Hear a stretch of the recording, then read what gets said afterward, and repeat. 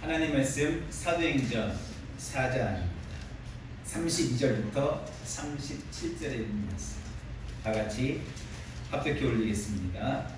믿는 무리가 한 마음과 한 뜻이 되어 모든 물건을 서로 통용하고 자기 재물을 조금이라도 자기 것이라 하는 이가 하나도 없다.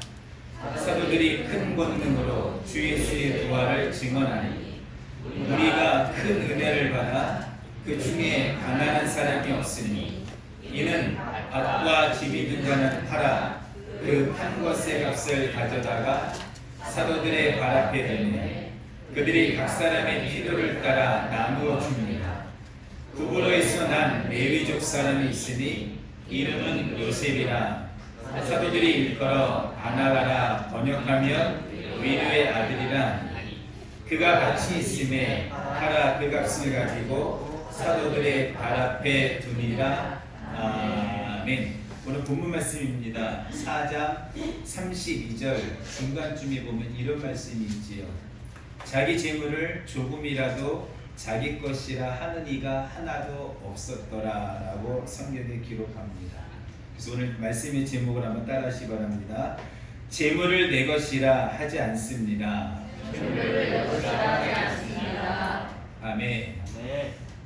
우리가 지난주부터 해서 사도행전을 중심으로 해서 마가다락방에 성령이 임하셨을 때 그래서 약 120여 명의 제자를 중심으로 해서 탄생한 것이 우리가 잘 아시는 초대교회입니다. 초대교회가 탄생이 되었고 그리고 사도행전 계속해서 3장, 4장 말씀을 읽어보면 베드로의 설교로 인해서 세례받은 자의 수가 3,000명이나 되는 놀라운 은혜가 임하였고 이후에 초대교회 성도들은 사도의 가르침을 잘 받게 되었고요.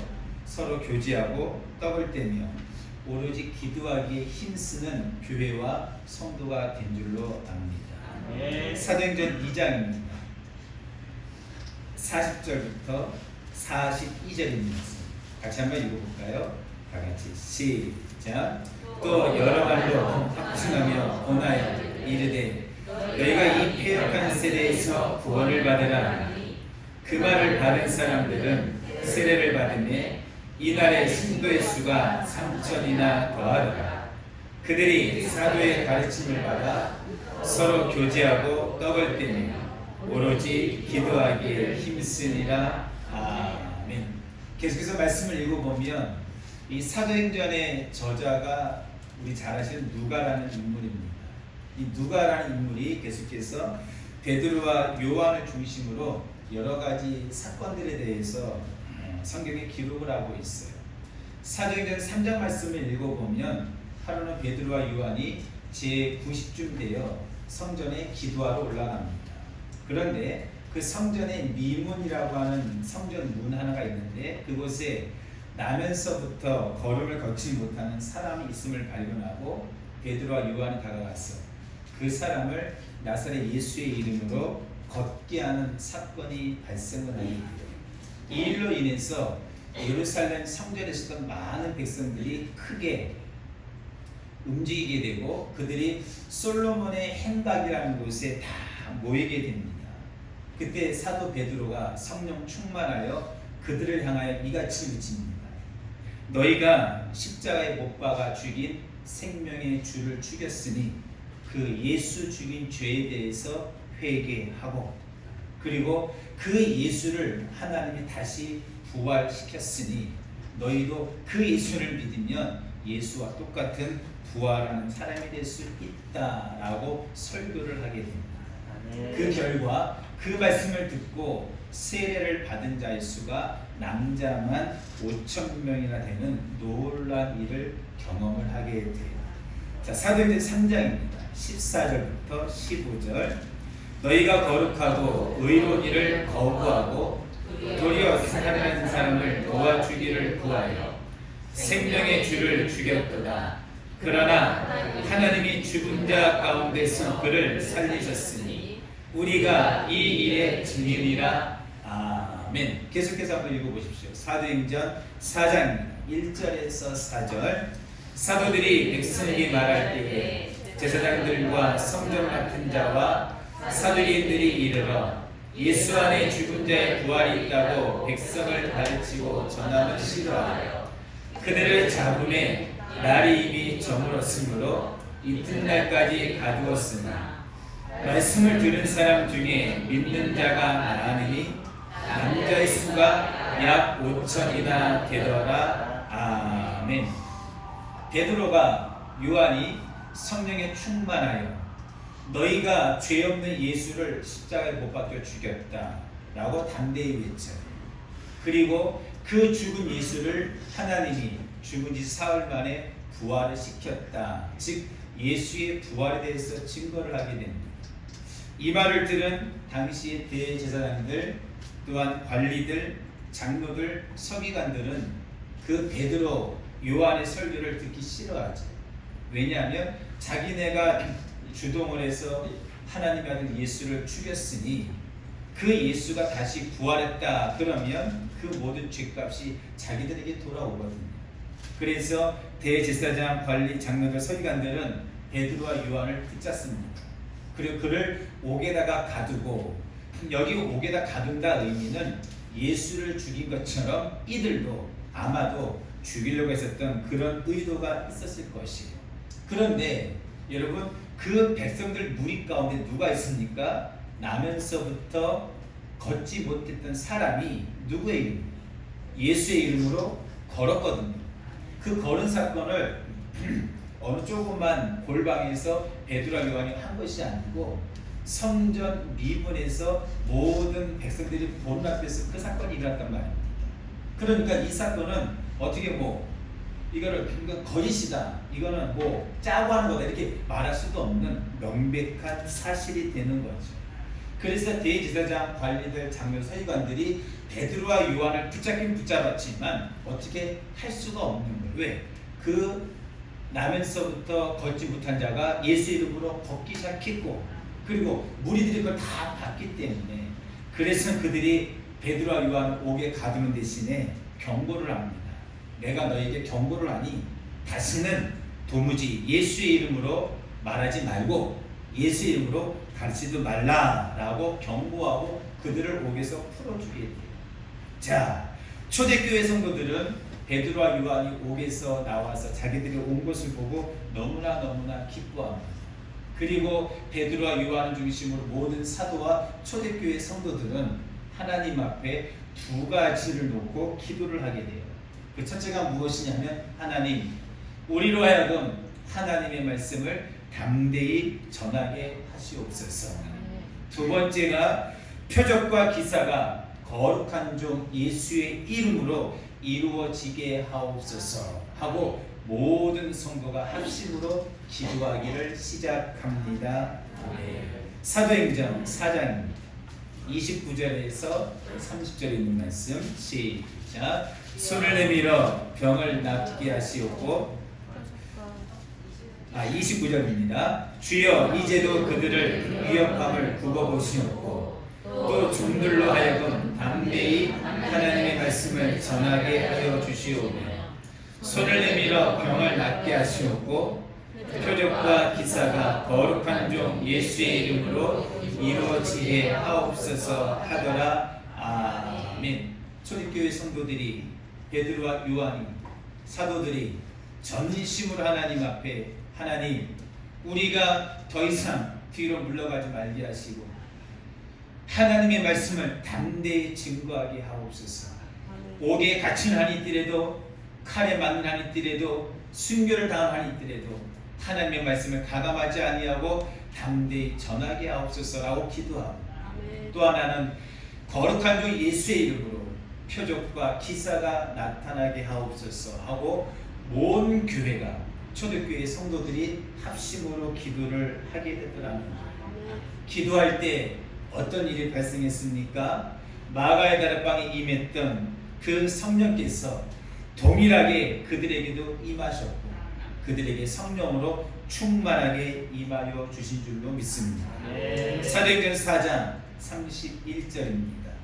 빌기를 다음에 모이고시 진동하더니 우리가 다 성령에 충만하여 담대히 하나님의 말씀 말씀을 전하리라. 아멘. 이 말씀이 끝나고 오늘 본문 말씀이 이루어진 것이에요. 제가 오늘 본문 말씀이 왜 이루어졌는가 해서 짧게 지금 설명을 드린 것입니다. 우리가 사도행전 2장, 3장, 4장 계속해서 읽어보면 성경에 기록된 초대교회의 모습들을 보면 이런 모습이 있어요. 120여 명의 제자들이 마가다락방에 모여서 저녁 기도했지요. 왜 기도했습니까? 예수님께서 부활하시면서 내가 아버지께 구한 것, 즉 성령 받기 전까지는 제자들아 결코 예루살렘을 떠나지 마라. 예수님 말씀했어요. 그래서 그 말씀 의지하고 제자들은 성령이 뭔지도 몰랐어요. 우린 받았으니까 알지만 아직까지 임하지 않았기 때문에 제자들 입장에 볼 때는 성령 받으면 어떻게 되는지, 성령이 무엇인지 한 번도 경험해 본 적이 없기 때문에 전혀 모르는 거예요. 그저 예수님이 성령 받기를 기도하라 하니까 어떻게 해요? 제자들은 120명들은 마가다락방에 모여서 예수님 말씀대로 그냥 전혀 기도하기를 힘쓴 것이에요.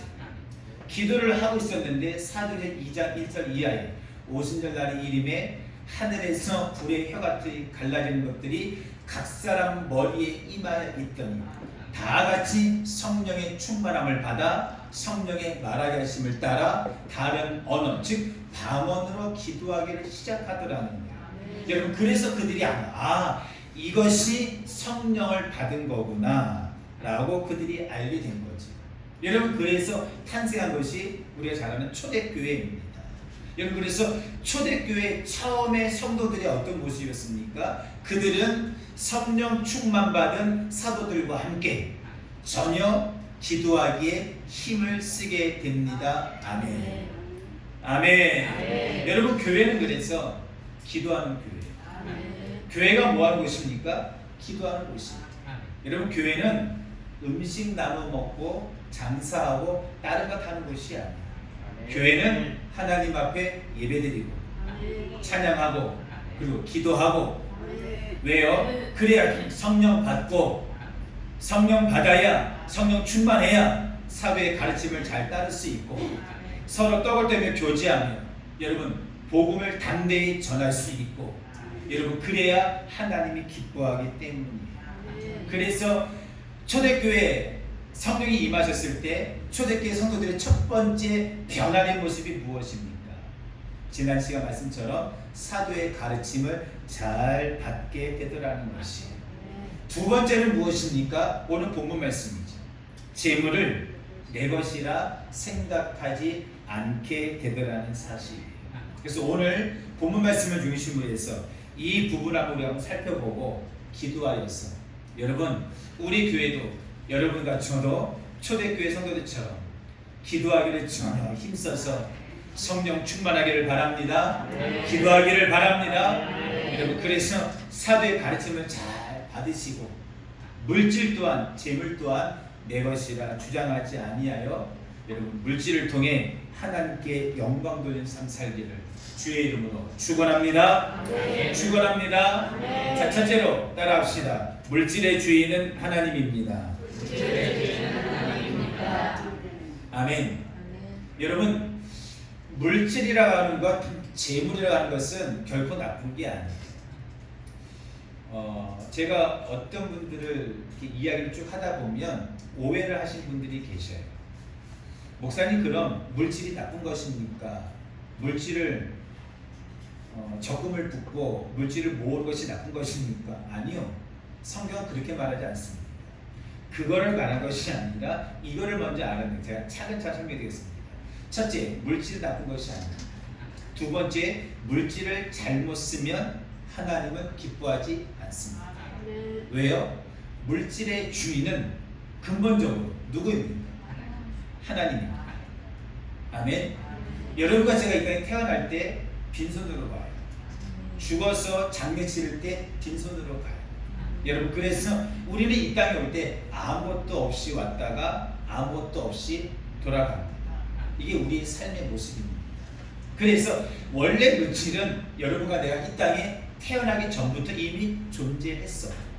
그래서 물질의 주인은 근본적으로 하나님이라는 사실을 우리는 꼭 잃어버리지 말아야 할 줄로 믿습니다.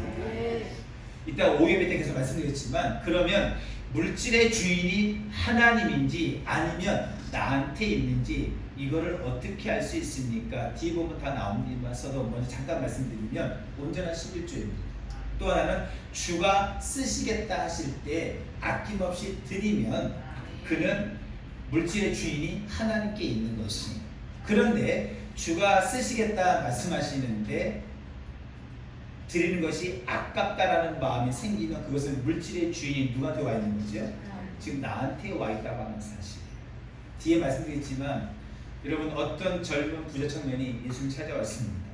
예수님 뭐라 말씀하십니까? 계명 지키라. 그 청년이 이렇게 대답합니다. 예, 예수님, 제가 어릴 때부터 계명을 다 지켰습니다. 근데 아직도 무엇이 부족합니까? 예수님께서 그 청년을 보시고 너무나 사랑스러웠답니다. 왜냐하면 어릴 때부터 얼마나 교육을 잘 받았는지, 어릴 때부터 말씀을 잘 지켰으니 너무나 귀하다는 거예요. 그래서 예수님이 그 부자 청년을 사랑하는 마음으로 두 번째 대답을 합니다. 청년아, 너 부자구나. 그럼 그 재산 다 팔아서 누구한테 주고요? 가난한 자 나누어 주고. 너는 나를 쫓으라 라고 이야기를 했어요. 저를 보세요. 자, 그때 그 부자 청년 어떻게 합니까? 얼굴에 근심이 가득하여 돌아가더라는. 왜요? 이상하다, 예수님. 이 물질 부모님이 나에게 물려준 건데 내가 열심히 땀 흘리고 내가 밤잠 안 자고 내가 열심히 노력해서 공부해서 내가 얻은 소득인데 이건 내 것인데 왜 예수님이 다 팔아서 나눠주고 나 빨라고 그러지? 여러분, 이 부자 청년은 물질의 주인이 누구한테 가 있어요? 자기한테 있는. 만약에 물질의 주인이 하나님 것입니다라고 그게 믿어진다면 예수님 말씀 앞에 예, 예수님, 당연히 물질의 주인이 아버지이시니 하나님이시니 그렇게 해야죠. 아마 그렇게 얘기했을 것이에요. 근데 그냥 돌아가더라는. 예수님이 제자를 다 불러 모읍니다. 뭐라고 말합니까? 제자들아, 부자가 천국 들어가는 것이 얼마나 어려운지, 낙타가 바늘기 통과하는 것보다 더 어렵다라고 말씀해요. 그 말은 뭐예요? 저 부자 청년은 겉으로는 하나님을 섬기고 겉으로는 교회를 다니고 겉으로는 예배를 드리고 그렇게 하는 것 같은데 실상은 물질의 주인이 누구한테 가 있는 거예요? 자기한테. 즉, 그 사람은 겉으로는 하나님을 섬기는 것처럼 보이지만 실상은 돈을 섬기는 사람이다. 여러분, 그래서 예수님은 그런 자는 결코 천국에 들어갈 수 없다라고 말씀을 하고 있다는 사실. 여러분, 물질의 주인은 누구입니까? 하나님입니다. 아멘. 아멘. 성경을 읽어보면 우리가 이 땅에서 소유하고 있는 모든 재물은 결코 여러분 착각하지 마세요. 우리의 것, 내 것 아니에요. 다 찾아 읽겠습니다. 하나님께서 우리에게 허락해 주셔서 우리가 하나님이 은혜 베풀어 주셔서 내가 소유하고 있을 뿐이지 그 물질의 원래 주인은 하나님이란 사실이에요. 아멘. 여러분과 저는 그 물질을 관리하는 관리자, 청직이라는 사실을 꼭 잊지 마시기를 축복합니다. 창세기 15장 13절 14절입니다. 자막을 보십시오.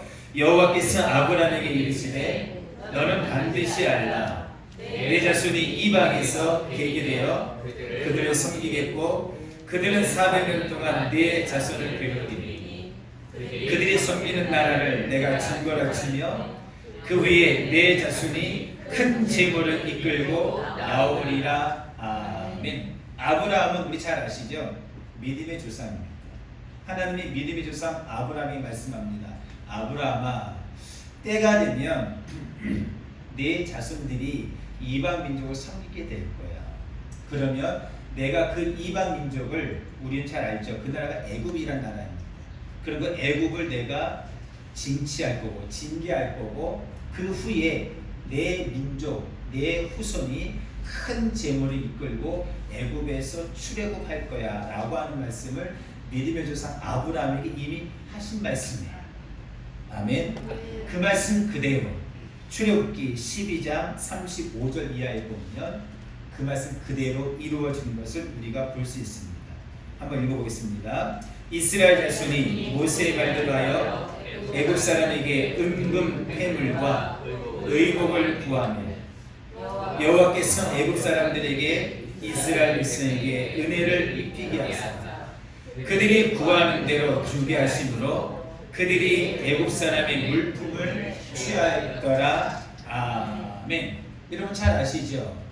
지금 이스라엘 백성이 애굽에 들어가서 약 430년을 종으로 살고 있습니다. 여러분 종으로 사는데 어떻게 자기 개인 사유재산이 있겠어요? 여러분 자기가 낳은 자식도 자기 것이 아니죠? 누구 것이 돼요? 주인의 소유가 되는 세상이었거든요. 그러니까 이스라엘 민족은 430년 동안 애굽에서 종으로 살기 때문에 자신의 이름으로 자신의 개인 소유적인 사유재산이 하나도 있어요 없어요? 여러분 비둘기 한 마리 자기 것이 없다는 사실이에요.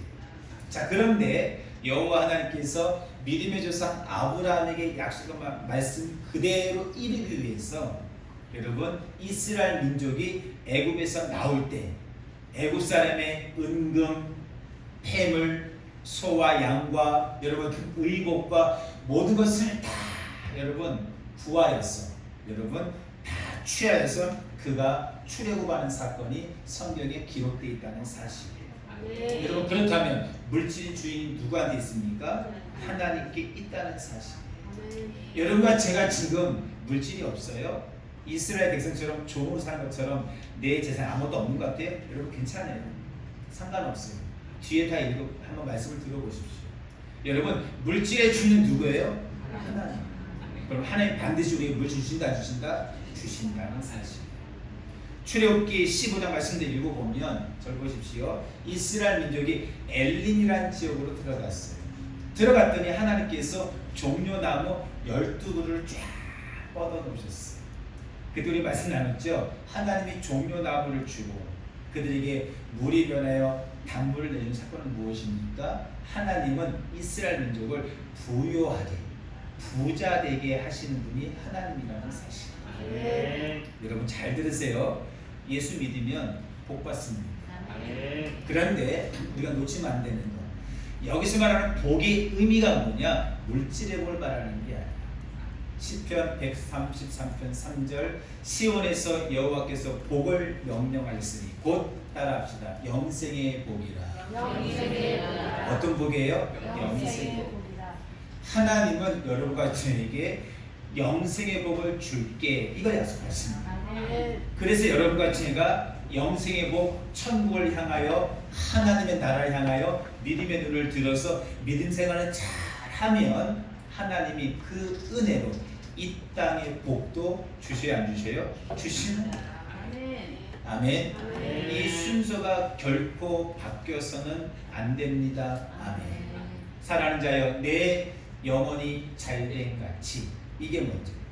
두 번째가 내가 범사에 잘되고 세 번째가 강건하기를 내가 원하노라. 아멘. 그래서 영생의 복이 먼저라. 영혼의 복이 먼저이지요. 하나님 저 교회 다닐 테니 저에게 이만큼 물질 주세요. 이만큼 높은 자리 주세요. 이만큼 좋은 학교 가게. 여러분 이것을 먼저 구하는 것이 아니라는 것을 꼭 기억하시길 바랍니다. 하나님은 여러분과 저에게 반드시 이 땅의 복도 주셔야 안 주셔요?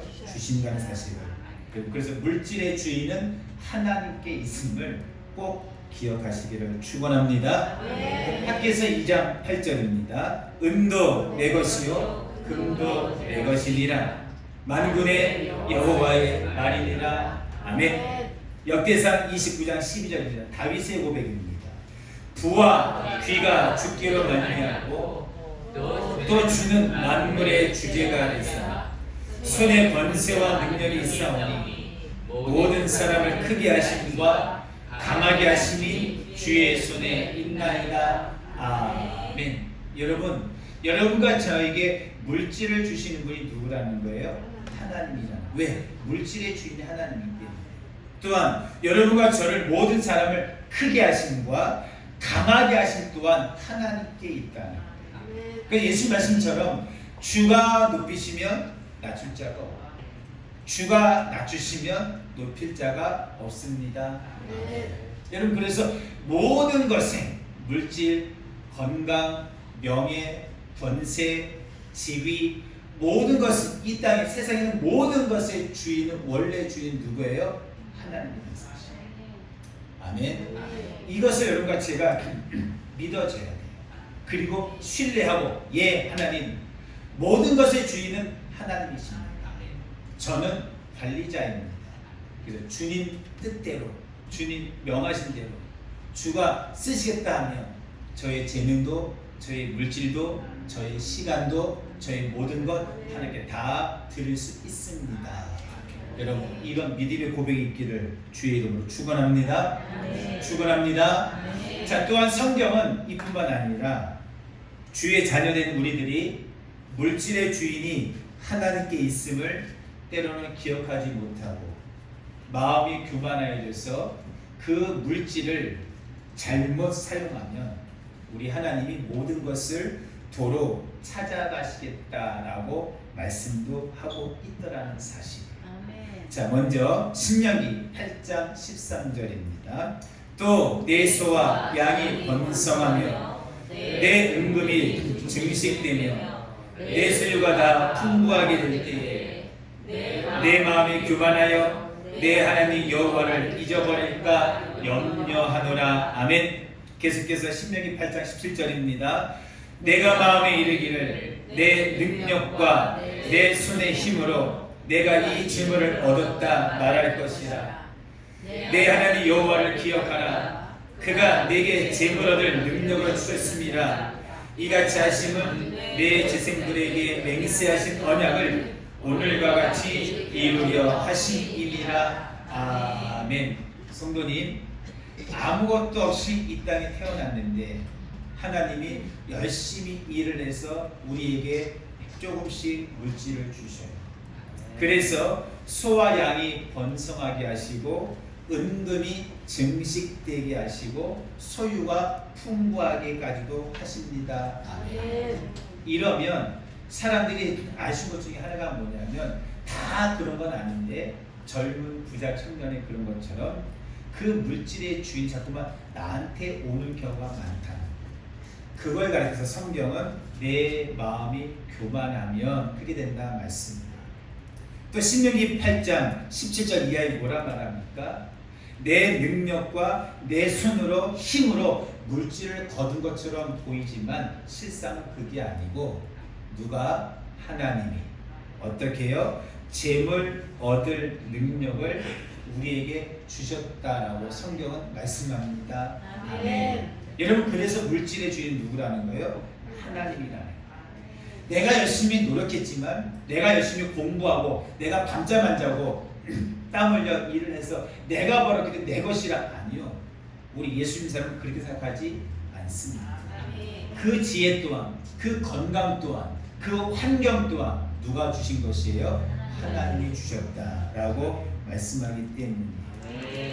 여러분, 그래서 우리 자녀들이 꼭 잊지 말아야 할 것은 물질의 주인은 하나님임을 꼭 기억하시고, 그것이 사라지면 그럼 사람은 교만해지게 되고, 그럼 물질의 주인이 나에게 오게 되고, 그럼 그 다음부터 그 사람은 물질을 자기 마음대로 자기 뜻대로 그냥 막 사용하는 거예요. 그러면 하나님은 주셨던 그 물질, 주셨던 건강, 주셨던 명예, 권세, 지위를 도로 다 어떻게 해요? 찾아가신다라고 말씀을 해요. 자, 이 부분은 중요하니까 한번 찾아 읽어보세요. 호세아서입니다.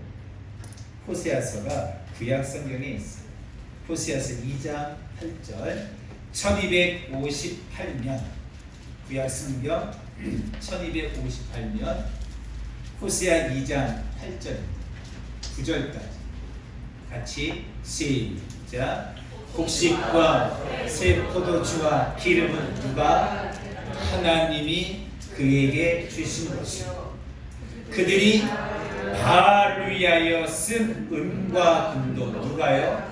하나님이 그에게 더하여 준 것이다 라고 말씀합니다. 아멘.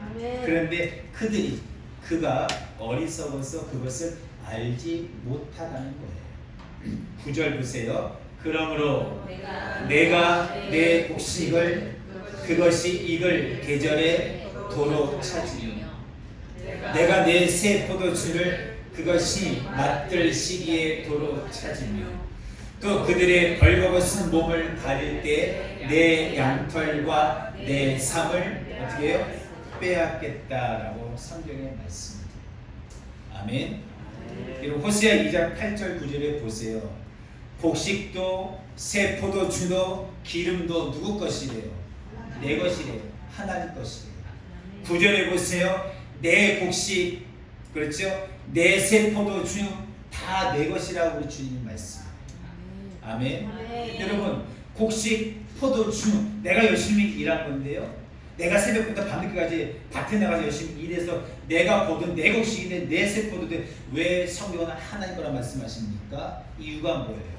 여러분, 비가 오는 것, 해가 뜨는 것, 눈이 오는 것, 이건 누가 하는 거예요? 하나님이 하시는 거예요. 사람이 어떻게 할 수 없어요. 여러분, 지금은 비가 너무 많이 와서 사람들이 어려움을 당하잖아요. 비가 또 어때요? 너무 안 오면, 가무면 또 가물어서 사람들이 어려움을 당해요. 그래서 하나님이 때에 맞게 이른 비와 늦은 비를 줘야 농사꾼들이 농사하는 수고가 헛되지 않는 거예요. 여러분, 저도 마찬가지예요. 내가 사업을 합니까? 혹은 공부를 합니까? 혹은 직장생활을 합니까? 여러분, 그 모든 것 다 하나님이 모든 주 되신 주가 때에 맞게 이른 비와 늦은 은혜를 베풀어 주셔야 여러분들 소득을 얻을 수 있다는 사실을 꼭 잊지 마시기를 축원합니다. 그래서 물질의 주인은 항상 하나님께 있음을 꼭 잊지 마시기를 바랍니다. 예수님께서도요, 누가복음 12장 어리석은 부자 비유를 통해, 누가복음 16장 옳지 않은 청지기 비유를 통해 물질을 잘못 쌓아두고 물질의 주인이 하나님께 있지 아니하면 하나님은 물질뿐만 아니라 그의 생명도 걷어가십니다. 그의 청지기 직분도 여러분 빼앗아가는 분임을 성경은 말씀하죠. 자막을 보세요. 누가복음 12장 20절입니다. 하나님은 이르시되 어리석은 자여 오늘 밤에 내 영혼을 도로 찾으리니 그러면 내 준비한 것이 누구의 것이 되겠느냐 하셨습니다. 자기를 위하여 재물을 쌓아두고 하나님께 대하여 부여하지 못한 자가 이와 같으리라. 아멘. 이 어리석은 부자가요, 농사가 너무 잘 된 거예요. 근데 농사가 잘 된 것은 누구의 은혜예요? 하나님의 은혜임을 알아야 되는데 이 부자는 그걸 깨닫지 못한 거예요. 그래서 기존에 있던 창고를 다 헐어버리고 더 큰 창고를 지었습니다. 여러분 기억하세요. 큰 창고를 지은 게 나쁜 게 아니에요. 뭐가 잘못된 것입니까? 이 부자가 어리석은 거예요. 뭐가요? 그 농사가 잘 되게 한 것이 하나님의 은혜인 걸 알면 하나님께 영광을 돌리고 먼저 하나님께 감사할 줄을 알아야 되는데 이 부자는 그렇지 않아요. 창고를 지어놓고 하는 말이 무엇입니까? 내 영혼아 평안히 먹고 쉬자라고 말합니다. 여러분, 그리고요, 하나님에 대해서는 부유하지 못하고 자기에 대해서는 부유한 자가 이와 같다. 그래서 우리 하나님이 그에게 뭐라 말합니까? 어리석은 자예요. 내가 오늘 밤에 내 영혼을 도로 찾겠다는 것. 이 말은 뭐예요? 목숨을 취하겠다는 거지. 그러면 내가 지금까지 쌓은 이 모든 재물이 네 것이 되겠느냐라고 묻는 거지. 누가복음 16장입니다. 1절과 2절도 보십시오. 또한 제자들에게 이르시되 어떤 부자에게 청지기가 있는데 그가 주인의 수면을 낭비한다는 말이 그 주인에게 들린지라. 주인이 그를 불러 이르되 내가 내게 대하여 들은 이 말이 어찌 되느냐. 내가 보던 일을 세마라 청지기의 직무를 계속하지 못한다. 아멘. 옳지 않은 청지기가 주인의 돈을 잘못 썼어요. 그러니까 주인이 그 얘기를 듣고 묻는 거죠. 청지기에게, 청지기가 이제는 셈해라. 내가 더 이상 네가 맡고 있는 청지기 직무를 감당하지 못할 것이다 라고 말씀을 하는 거예요. 여러분, 그렇습니다. 그래서 오늘 첫째로 모든 물질의 주인은 누구입니까? 하나님. 이 사실을 우리 꼭 잊지 마십시오. 그리고 혹시라도 여러분 마음속에 교만한 마음이 들어서 여러분 소와 양과 곡식과 은금이 풍부해질 때 절대 교만하지 마세요. 그리고 그럴수록 하나님께 더 감사할 줄 알고 하나님께 더 영광 돌릴 줄 알고 여러분 그러면 하나님은요 더 주기를 원하십니다. 말라기 3장 말씀 읽어보면 결론입니다. 너희 온전한 11조를 내 창고에 드려보라. 그리고 나 여호와를 시험해 보라는 거예요. 내가 너에게 복을 쌓을 곳이 없도록 붙지 아니하나 나를 시험해 보라 말씀이에요. 말라기 3장에서 말씀하시는 복은 영생의 복을 말하는 것이 아니고 물질에 관한 이야기이기 때문에 물질의 복을 의미합니다. 아멘. 여러분과 제가 물질의 주인이 하나님께 있음을 믿고 하나님께 있음을 신뢰하고 주가 쓰시겠다 할 때 온전한 11조로 하나님 앞에 올려드립니다. 그리고 하나님은요 그렇지 않아요. 우리는 하나님께 예물 드릴 때 막 이렇게 드리는데 여러분 하나님 볼 때는 어때요? 이 물질이 우리가 어린아이들이 종이돈을 갖고 노는 것처럼 그저 그냥 종이 쪼가리에 불과하다는 거예요. 이해가 되시죠? 여러분 그래서 물질의 주인은 하나님께 있다.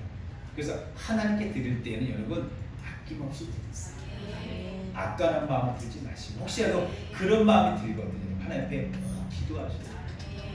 그래야 하나님이 기뻐하십니다. 여러분 그래야 여러분의 포도주의 포도가 여러분 익기 전에 떨어지지 아니하고 곡식이 추수 전에 여러분 떨어지지 아니하는 여러분 놀라운 은혜를 받게 될 줄로 믿습니다. 여러분 모두 다 물질의 복을 받아 하나님께 영광 돌리기를 바랍니다.